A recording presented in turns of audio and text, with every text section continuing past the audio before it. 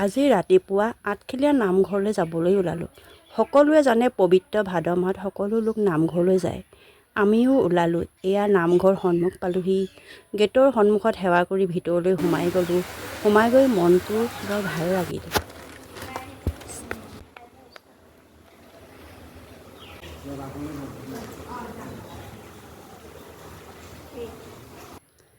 নামঘৰৰ সন্মুখখন বৰ ধুনীয়া।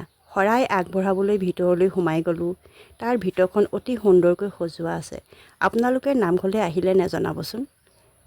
এই নামঘৰটো গোলাঘাট জিলাত অৱস্থিত। এই নামঘৰটো বহুত পুৰণি। ইয়ালৈ বহুত দূৰ দূৰণিৰ পৰা ভক্তসকল আহে। তেওঁলোকে ইয়াত আহি নাম প্ৰসংগ শুনে আৰু শৰাই চাকি বন্তি জ্বলায়। এই নামঘৰলৈ বহুতো লোক নিজৰ আশা লৈ আহে, তাৰ ফলো পায়।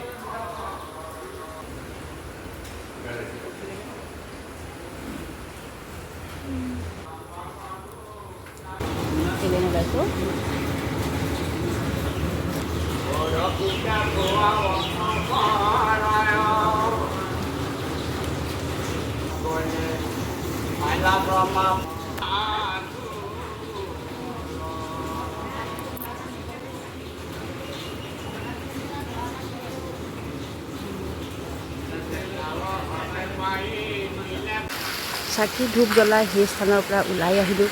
দেখিছেনে ইমান বৰষুণ দি আছে। ইয়াত এই পুখুৰী পানীৰ মাজত শ্ৰীকৃষ্ণ মূৰ্তি আছে। পুখুৰীটো জীৱন্ত কাছ দেখিবলৈ পোৱা যায়।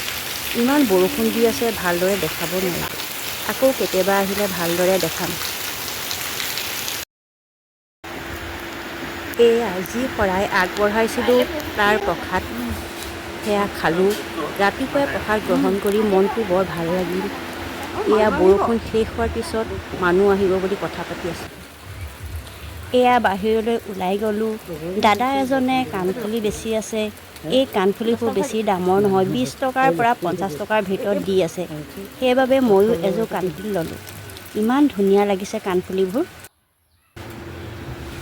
যিহেতু নামঘৰলৈ আহিলে একো খাই অহা নহয়, আমিও খাই অহা নাছিলোঁ। ভোক লগাত নামঘৰৰ ওচৰৰে হোটেল এখনত খাবলৈ সোমালোঁ। তাত আমি সকলোৱে পৰঠা খালোঁ। হোটেলখন অকণমান দেখাই দিছোঁ। মোৰ লগত ভতিজাজনী আহিছিল। তাই আইচক্ৰীম কিনি আছে। ইয়াত সকলো ধৰণৰ দোকান আছে। প্ৰয়োজনীয় সামগ্ৰী সকলো পাব।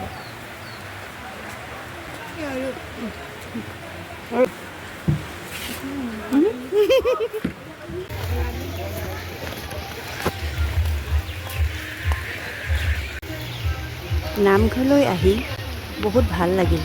এতিয়া ঘৰলৈ গৈ আছোঁ। এনেকুৱা ধৰণৰ পবিত্ৰ স্থানে মনটো বহুত ভাল লগায়। প্ৰায়ভাগ মানুহ ইয়ালৈ আহিলেই। যদি মোৰ ভিডিঅ'টো চাই থকা কোনোবা লোক অহা নাই, এবাৰ আহিব।